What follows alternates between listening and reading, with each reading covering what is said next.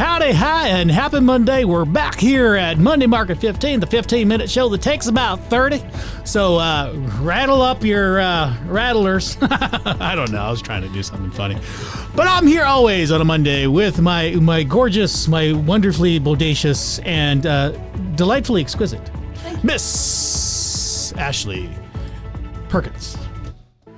Oh, there you go. I hit the wrong button. There you go. We actually do have something where you need to put on your bootstraps for, because there's something happening in Arizona. Yeah, we're changing your name to Perkins. Yeah, eventually. Gosh darn it, we're changing our names. I'll always be Ashley Miller. Miller Perkins or just Perkins? Yeah. Oh, okay. I'm still going to be Miller. I'm not getting rid of that. I do like the Miller time thing. It's like, it's Miller. It's Miller time. Anyway, we goof around, but we're being serious. This housing thing is a very serious thing, Miss Miller Perkins. It is a very, very serious thing. And it's... What have we got going on? Well, I don't know where you want to start. Obviously, At the beginning? interest rates are scary as they keep rising. Yeah. To us, I don't think they're as scary just because we've been in this industry for quite some time and we've seen them high and we've seen them low and now they're going again. But what is scary is the home prices are not following really much along with it. Yes, I'm starting to see price reductions, but for the majority of time, prices aren't really coming down. They're coming down a little bit here and there, but not substantially, where I think people, well, from what I'm saying. It's not a science. It's just based on, observation. Will you show the one thing where you do the house price at 500 and the house price at 400? Oh, we're starting there. Oh, yeah, I want to start there because then that will lead into what I really want to talk about. Well, I guess we'll start off with interest rates so that people know. Average in the market right now is roughly, we'll pull that up right somewhere. No, there it is. If you're a well-qualified buyer, meaning your credit score is above 760, you're looking at about a 5.5. Well, let's do average person, because an average person is like 680. That's an average person? Credit score? 680, not Who are you 780. Oh, 680, yeah. That's right. Yeah. I apologize for those folks out there watching this right now. Saying it goes up to 6.4. Yeah, it's a little bit about 6.5. So, blah. I mean, when I started the business, in roughly 2014, I think interest rates at the time were around 7 to 8%. So it wasn't out of the ordinary to have this kind of rate, but at the same time, prices weren't as aggravated as they are now. So that's kind of the thing. So, for example, I bought my first house for $240,000 at 8.9%, I believe. That same house just sold. My very first house just sold for $500,000. And I mean, this is when interest rates were like 2.5. You know what? I'm going to look up my first house. You're talking about first house. Go ahead. Sorry. Yeah, so I find it very interesting if you do the math as interest rates are rising, but the house of costs are slowly going down. At what point are we going to hit that where we're leveled out?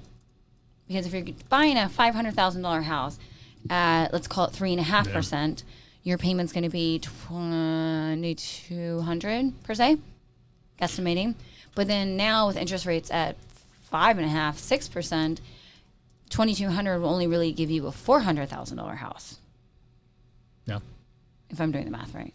I will pull that up in just a second. I tried to pull up my house. I screwed up. That's okay. I wasn't set up for that discussion. I was going to pull up my house and see what kind of price was at today. But when I bought my first house, it was in South Gilbert, and it was like way far south. It was like Gilbert. Oh no, it was on Higley and Chandler Boulevard. Which is not south anymore. Chandler Heights. Higley and Chandler Heights. And that was like on the way outskirts of town. It was like crazy, and it would take like, it seemed like several hours to get out there because everything was a stop sign. I bought it for $140,000, and it was across the street from a Shamrock Farms. Mm-hmm. It smelled really good. There was flies. Every time you open the garage door, there was like a billion flies that come inside. But that thing was $130,000. And roughly, I believe it was around 8%, 7%, 8%, something like that. And to see that house now, it's selling at like close to $400,000. It's like, and that's like it was like a 1,250 square foot house. Yeah, it's mind blowing. But I did want to pull up that information since we're talking about it, Miss. So about a year ago, if you bought a $500,000 house at a 3.5% rate, your mortgage payment would be roughly $2,200 a month, $2,250 in this case. Today, at the interest rates at about 5.5%, you're looking at the same payment, but your loan amount is $400. We'll change that to 6.5 because. Oh, you want to do 6.5? Yeah, because not everyone has a credit score in the 700s. We got to work on that. So to get the same payment as you did a year ago, let's go It's gonna be 380. Let's go with 350. 350, yeah. You're Yeah, right. about 350. 350. Yeah. So as far as the prices, I think everybody's waiting for that market to come and crash out, and everybody's waiting for those cheaper prices. But it really becomes an affordability issue.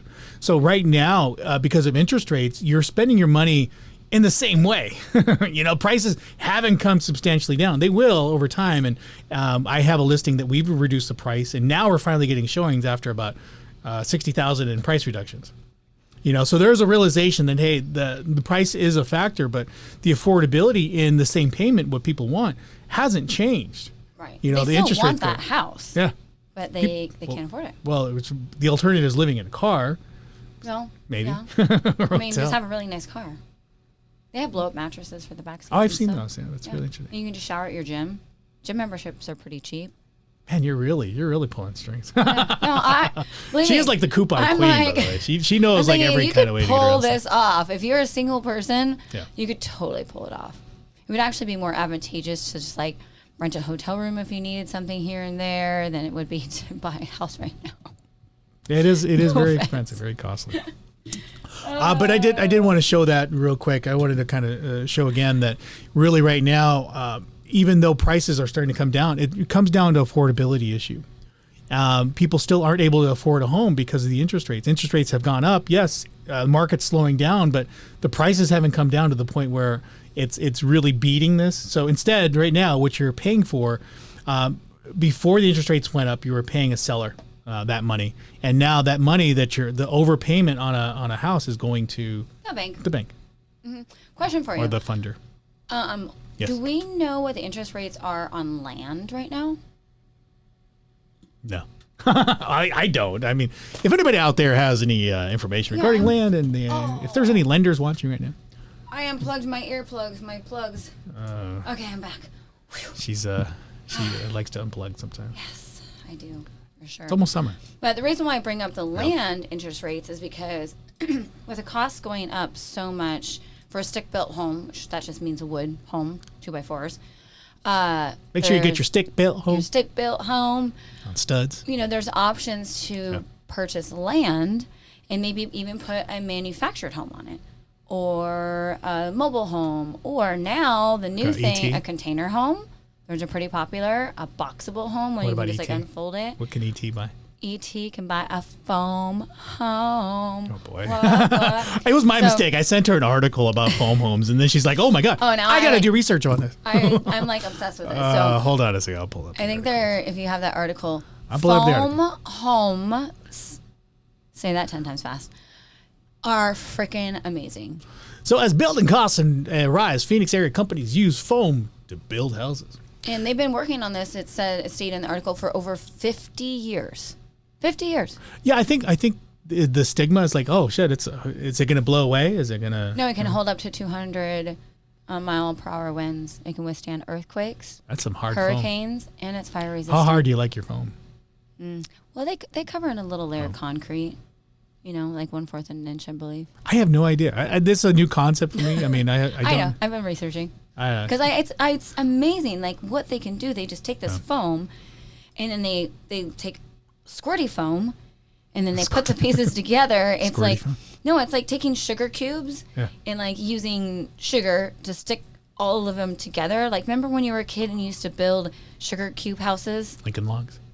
No, like actual out of sugar cubes. Did you not do that in school when you No, were a kid? I was lame. I'm a lame. So it's the same thing, and Maybe then gingerbread after house. it's completely done, then they put a coat of Arms. concrete on it. Voila, you have a fire resistant. Like a gingerbread wind house? resistant- Yeah, If anybody out there wants a gingerbread house, but they are building one in Arizona right now. just one. That's what it said. I mean, Oh. there might be more than that, but that's what the article said. 600,000 square feet home. It's going to be the largest foam built home. Do we know where that's at? Did it say where it's at? Arizona, Well, Phoenix. like Paradise Valley, or I'm assuming it's Paradise Valley. somebody's got money out there. Well, actually, they're supposed to be affordable. The whole yes. idea behind the foam home was that the affordability part Yeah, of that. so 10 because to of construction 50% less. And it's called they say it's going to be the quietest construction sites from this point forward because there's no Is that a hammers, foam nailed, any of that stuff. And a lot of stuff is pre-manufactured before they bring it out. Well, I mean, the concepts of like the printed homes, like those things are coming into 3D printing. 3D printing, yeah. I won't tell you my 3D printing story on air, but I will tell you a really freaking funny 3D printing story off air. What do you? Oh. Okay, I'll just tell it real quick. Oh shit! I did not know now. that you could have your spouse's thing casted, and then they did a 3D print version of it. I don't have a husband, so. Well, for women, they can do that. But so you don't forget like how it feels, or what? I don't know. Maybe if your husband travels a lot and you need to like, FaceTime him, and you still feel like he's there because you're anyway. Interesting concept. So. I'm glad we waited for on the air or off the air to talk about that. Anyway, so we're talking about homes. Well, this is where I want some input from everyone out there, because as much of research as I have done, I'm trying to understand. We have to find the land, which in itself, or maybe we buy a dilapidated house because we just want the land, and we tear that down. Then we build a foam home on it. Who is financing the land? Of course, you would have to go, which would be okay because you would go through traditional home financing. But then how do you finance the home? I'm Does assuming. that make sense? I'm assuming it's the regular financing. But if you've already financed the property and the land that you're sitting on, and you're tearing down the property, and you're going to rebuild, is it considered a construction loan on top of it? Because you know how you can do a traditional loan. You can if do any lender loan? is out there that has done research on this topic, don't- or has actually funded, that'd be nice. Or an appraiser. If there's an appraiser out there that's appraised a foam home as compared to like a stucco home, How do we know the worth? I'm guessing it'd be cheaper. I would say the value of it would be less, right? Because Well, according to this, I don't it's know. 100% breathable, 100% livable, 100% recyclable, eco-friendly, FDA approved. Like this stuff, it's got two times more energy efficient. Like this is like, well, anytime there's something new, everybody's just kind of up in arms and like, I don't know, it's unfamiliar, and all of a sudden nobody really likes it until like, I don't know, J-Lo buys one, and then all of a sudden everybody wants a foam home. well, I'm just speaking, like I noticed Apache Junction, in Florence. It always starts in Apache Junction. Well, it does, because they moved the prison further out, so now Apache Junction is like exploding. I was talking to an investor on Friday, and he bought this is a really interesting story. He bought a parcel of land for freaking like, I don't know, 1.3 million out there, and now he's putting like an entire apartment complex on it. Basically, he like, I don't want to say he ripped the guy off, but he took advantage of the situation. So Apache Junction is growing. So if you don't care where you live, like when you didn't care when Gilbert wasn't really cool like Gilbert, like the way it is now, Apache Junction, north, east, west, find some land, and then consider all these other alternatives: a boxable, a foam home, a container home. I know it doesn't benefit real estate agents per se. You can still sell land, and you can still help people find land. It's just not your forte, perhaps. I haven't done land. Land is so boring. The last land deal I did was flat. like 6 months ago. It was in Arizona City. So the question I had is, since you can like 3D print your husband, can you 3D print your wife too? Is that too weird for guys? I don't know. Maybe. I'll ask. I'll find out. So I'll if do there's a some 3D research. printer out there, a person, please They can fill us in. freaking print anything. It's amazing. Oh. I know.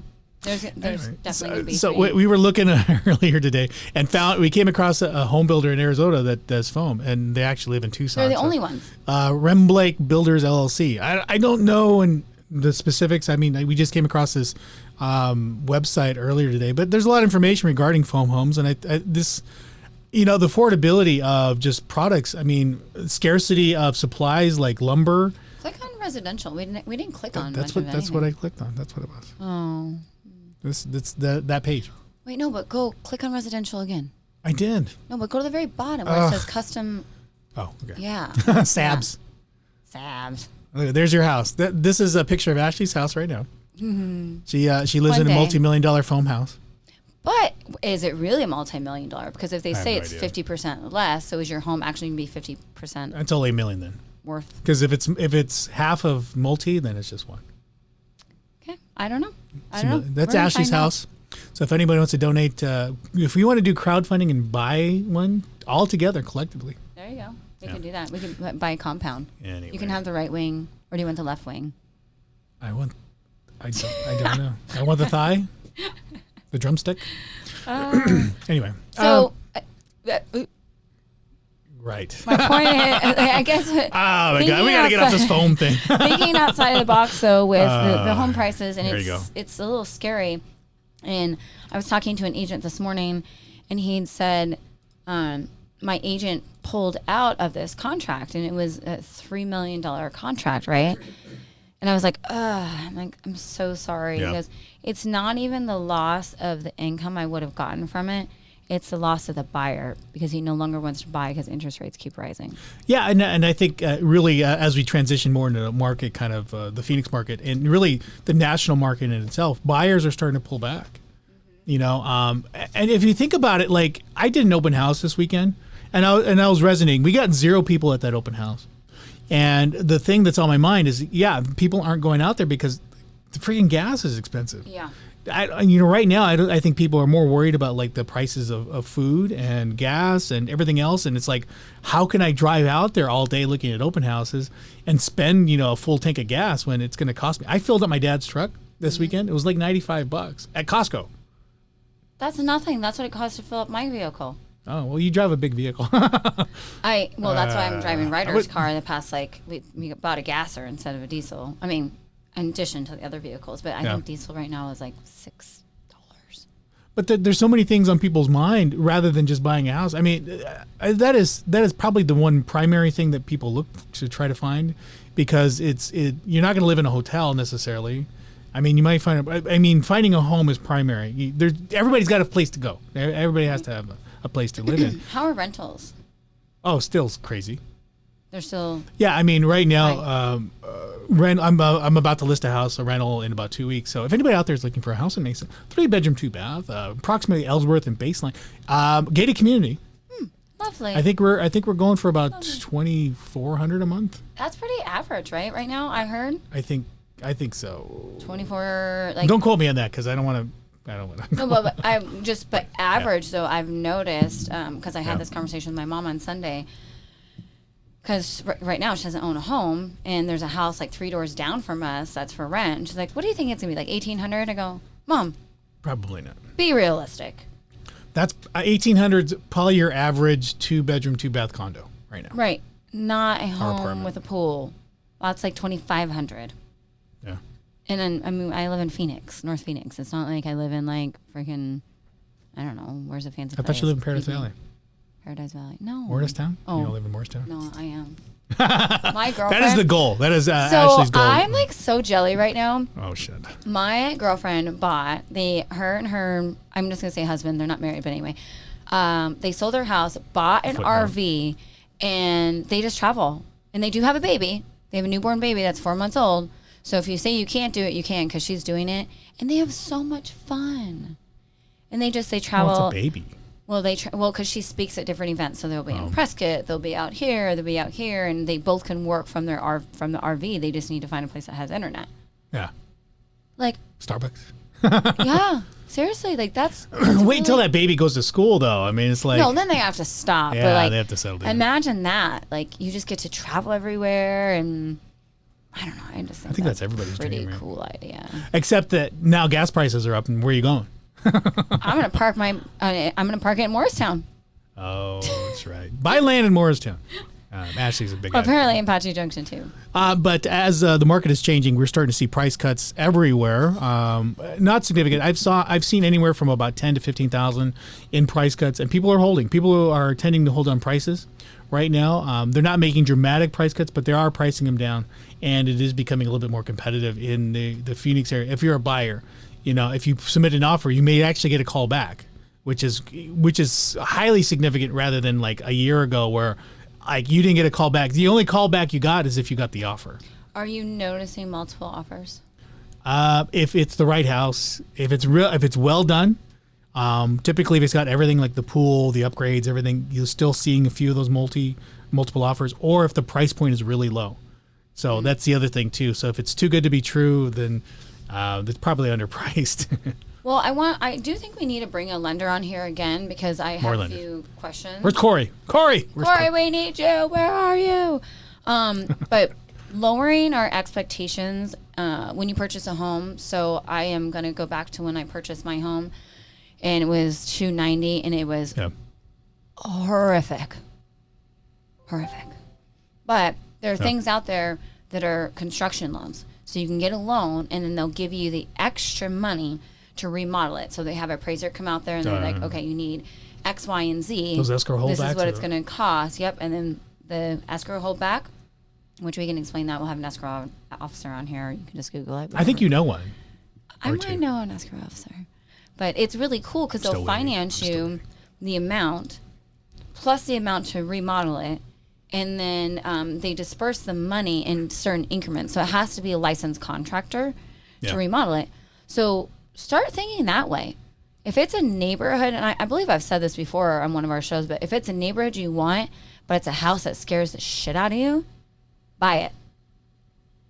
Get a construction loan, or not a construction loan, a renovation loan. And it's not an FHA, 201k, it's an actual renovation loan. And we're not financial advisors by any means. So if you want to have a financial advisor, please reach out to your financial advisor about what's the best appropriate decision for you. But if you like Ashley, listen to what she says. Yeah, it's a genius idea. And especially if one of your family members is a licensed contractor. Hello. Or Mexican. 1 + 1 always equals. Do you know Mexican? There's one right here. I've been putting doors together. I put a sliding glass door. My hands hurt. I got glue still on my fingers and stuff. Your house looks beautiful. Oh, well, thank you. Yeah, I already came up with an idea for your backsplash. Ashley has been the only person to my house. She's been the only person that's actually visited since we actually moved in that thing. So. Yeah. And we're still working on it. So I wanted to do the big reveal, have a big house party for those friends out there that are waiting. We're still working on it. It's almost there. But mark your calendars, everybody. May have been the day or the month where the housing market turned. So we're looking at an article based on the Phoenix housing, or just not the Phoenix, but national housing market, where they're basically saying that this is where houses turned. You know, it's largely based on, I would say, the interest rates. But I think the bigger factor, the thing that people are considering, are two things: the recession potentially. We're not seeing growth in our markets in any of them right now. There's potential for layoffs. Elon Musk today just announced that there's going to be layoffs at Tesla, and they're back ordered for like a year. I did not see that. I know Carvana. That just came. That's hot off the press. So. Carvana just got rid of 1,000 people. Yeah, everybody's doing layoffs in anticipation of the recession. Oh, they did. What'd she do? Did. She was like when you called Carvana to like get your like a receptionist. Car? No, like everyone works from home at Carvana. Oh, really? So like you want to order a car from the vending machine. She like basically takes all the information, finds the vehicle you want, arranges it all, and then your car gets delivered to your house. Yeah, then the commercial, they have the big token and they put it in the thing and then they get the car. Yeah. I want to do that, but that's not realistic. It's so stupid. Well, they trick you on that shit. But, are you sad that you don't get the token? No, yeah, well, but as you'll start to read more and more articles about the housing market, the correction. There is a correction in place, and I do believe that our time is here. So if you were looking at selling or considering selling. Right now would be the time, but that threshold is kind of weaning or has weaned a little bit. I'm already having conversations with all the sellers that we're looking at potentially being on market about 30 to 45 days. Yeah. That's about average right now. Also, big price reductions. Like I said, one of the listings, we just did another $20,000 price reduction. You know, this is the time where things are changing. It is very obvious. You can feel it in the air. You can. You need to analyze exactly analyze where you are. Yeah. But if you have equity in your property, you don't need that big of a home, you can possibly downsize or buy an RV. It's every day that you wait. If you know you want to sell your home because you have another objective, you've got to do it now, in my opinion. Well, and I'm not a real estate agent. And there is anticipation that the federal funds rate, the federal funds rate is not interest rates. So if you see the whole thing, if somebody tells you, oh, the Fed is increasing rates, well, they're increasing the federal exchange rate. So the federal exchange rate is basically the fee that they charge banks to negotiate transactions. So if you ever bought a home before, you'll notice that you go and buy your home from XYZ lender, and then all of a sudden you get a bill from Bank of America like a month later. And it's like, well, how did that happen? They sell your loan, basically. That loan exchange is the federal funds rate. So they take their little bit of cut when they sell the loan to another bank. So when they increase rates, they're increasing that exchange. And the banks aren't going to take that fee. The banks are going to absorb that and say, you guys are buyers. We're going to take the $50,000. And we're not going to raise rates. And really, rates are changed by the market, not so much banks in itself. So when it comes to that, when you see federal funds rate, I do believe that exchange will go up. So right now it's currently at 0.5. I anticipate by the end of June, if you're not talking to your agent right now, if you're not listing your house like yesterday, you probably missed out on the market. So if you don't get that house in the next, this is just my opinion. If you don't list your house in the next couple weeks, get it in contract, there's a potential that towards the end of the month, if the federal funds rate does increase, interest rates shall increase as well, and you're basically going to be sitting there for a while. Yes. At least at a higher price. Can I say something? I hope you don't disagree with what I'm saying, but no, I don't like plastic. But with please don't use Zillow to understand how much your home is worth. There's a thing called a CMA that realtors will provide for you. So like Robert can pull those are really, really easy. There's also a report called an Altos report, which we can pull through the title company. That gives you all the necessary information that you need. Zillow is not the information you need. It's fun to look at. Like I'm just looking at it right here. Yep. It says there is no way right now that it says my house what it's worth. That's like asinine to me. So I got it appraised in February for $520. Zillow says now it's worth $564. If that's true, my ass is taking out a home equity line of credit and I'm redoing my front yard. Swear. Like, seriously. And then you go to your bank and be like, well, Zillow, look what Zillow says. Zillow said it. Zillow said it. My mother-in-law says it all the time. Look at Zillow. Zillow, look. 700,000. So don't always believe everything Zillow says. And I freaking hope this is true because I was just like telling my husband, I'm like, gosh, I really let's just not, I don't want to use our savings. Like, I just want to take out of our equity because at the end of the day, our payment's not going to go up that much. And we're keeping our cash. Yeah. Cash is king, right? Well, and to answer your question, I like and dislike Zillow at the same time. Yeah. So I like Zillow in the fact that if you're a buyer or even a seller, you don't have like an agent calling you like neurotically about trying to sell your house or what to buy. I mean, it kind of, I don't like to be sold either. I sometimes I just want information to see where I'm at. Yeah. And if I call an agent, I'm like, I already know I'm going to get 40 texts. I do some follow up too, but do I annoy the shit out of somebody? I try not to. But for the most part, Zillow will give you as a fair barometer. Is it exact? No. And can it be off?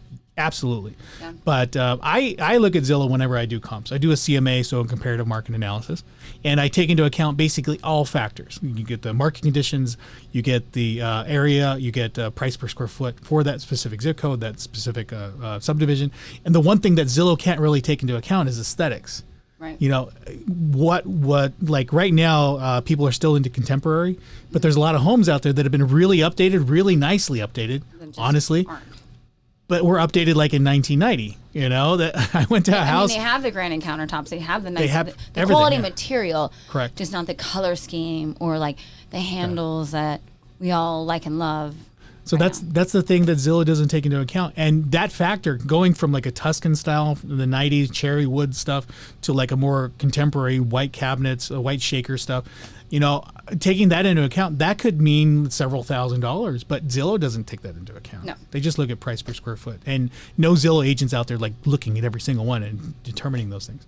So it does help as far as a barometer, but I do agree, yes, it does not actually give you the exact value of your home. Mm-hmm. And that's when you either want to call an agent, but even an agent gives you a range. Well, sure. It's really an appraiser that actually does that value. You have to be very specific as well.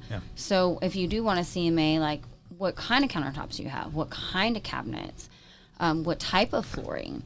There's so many different things, like a pool. Yeah. And I just found out a pool with a diving board actually devalues your home. Okay. Oh, cool. It's a 9-foot pool, but Yeah, it devalues your home because of the liability of it or something. That's what our appraiser said. Like, he took off money from our pool because of our diving board, and I was like, "We're getting it taken off. We're taking it down," which we really are taking it down. Yeah. It's just the kids just jump off the roof. It's totally fine, no biggie. So, I know, I saw videos of that. But with that being Even said, Ashley was jumping. She says the kids. I saw a video of Ashley jumping. Yeah, that wasn't my roof. That was somebody else's roof. But I've jumped off a roof or two in my day. So if you want to call Robert and get a CMA on your property, if you are considering selling, be very specific on the materials you have in your home. Don't just say, "Oh, it's upgraded to the 9." Your upgraded version and what actually counts, no offense, is different. Yeah. So it may look beautiful, but if you have Formica that looks like fake granite, it's not the same as granite. Yeah. It might look the same aesthetically, but the material in itself does create value. Yeah, and again, you shouldn't. And it's a detriment to me, but it's a value to you guys. You should reach out to a couple different agents, like 3 at least, to kind of get 3 different CMAs, so you kind of have an idea, because each one is basically an educated guess. At the end of the day, what it really comes down to is somebody making an offer. So a buyer is willingness to make an offer to your house. Your house could be worth $1 million, and to some people, their houses are worth $5 million. But is a buyer willing to pay that? That's really the bigger question. I will tell you that there is not a single person that can knock on my door right now and buy my house. $10 million. Why? Just because I like you. And I'm like, I'm Elon Musk, and I want to give you $10 million for that house. But it's my house. I'm going to give you $10 million. And a Tesla. I don't even like Teslas. Well, then you suck. No, but they're but I was trying to get her to say yes. It's only $10 million I would sell. It's only worth what somebody's willing to pay for it. End of story. That's it. Yeah. Like when you go buy food, we'll be out of milk, and milk's not on sale. I'm like, you can eat your cereal dry, you little, and when it goes on sale, I stock up. I put it in the freezer because you can freeze milk, and it gives like an extra week. I'm not joking. Like, I was a single poor mom for a very freaking long time, and I'm like, no cereal this week. Maybe you can eat some waffles. I don't know, but I did. You brought up Elon Musk and Tesla. Did you see that article, you guys, on how the state just got awarded money to put chargers on the highway? Like on the highway, like from basically here. I sent to the article. I didn't read it. Oh, you did send it to me. I didn't read it. Dude, you send me so many articles. I don't ever think you actually read them. I say and read every single one that you send me. Because they look interesting. And I know you're going to read them. So you send them to me so I can read them. Well, you're educating me. This is why we have the show. Everybody, this is why the show is here. But as we wrap up today, we're a little over time, but that's nothing freaking new. To go over some stats just for you guys, it is slowly. We go this every week. This index, the demand index. At the beginning of the year, we were roughly around this 110 mark right there, and look at this. Since the beginning of the year, we have dropped down to a demand index that's more balanced. And really, it's scarcely getting into the red. Red does not mean bad; it just means less demand. And then green means over demand. Less buyers, more homes. So and then if you look at the supply index, that means there's still few homes out there. And if you watch the show every week, you can see the market index. So basically, it's still a seller's market based on this index. Green in this section is a seller's market. Red is a buyer's market, and then yellow is balanced. We are still imbalanced. Demand is coming into a halt, essentially, or at least halting a little bit. And so you'll see an increased supply, and we're starting to see that. We're starting to see a supply increase. Oh shit! My thing went out. I had this all set up for you guys for a quick end. Well, I think we need to get a little less what's the word I'm looking for? But I don't want to say selfish on what we think our value is, but realistic on what we believe our home is worth. I think we became a little crazy. I didn't want to use that word. We very egotistical and very pompous, and we're like, got our chest out and walking through like, I know what it's worth. This is the market. Those are the people who actually don't read every freaking article Robert sends. I don't read them either. To be honest, I don't read them. I do read some of them. I actually watch YouTube videos more than when they make references to certain articles, I do go and look specific. Oh no, I'll get up like 5 o'clock in the morning and my husband will be sleeping. So I can't really watch the videos. Yeah. I mean, I guess I put my earbud in. And I'll just read for like hours until we gotta like get the kids up and stuff. With your 3D printed husband? That would be way That was a very better. interesting story she brought up today. But I used to do I still do makeup, and I got hired by Playboy to do makeup for this. model? No, for this series about traveling, and the whole series about, I'm just gonna say it out loud, dildos, different kinds. You were the makeup artist? So I did the makeup for the people on set. Where did you put the makeup?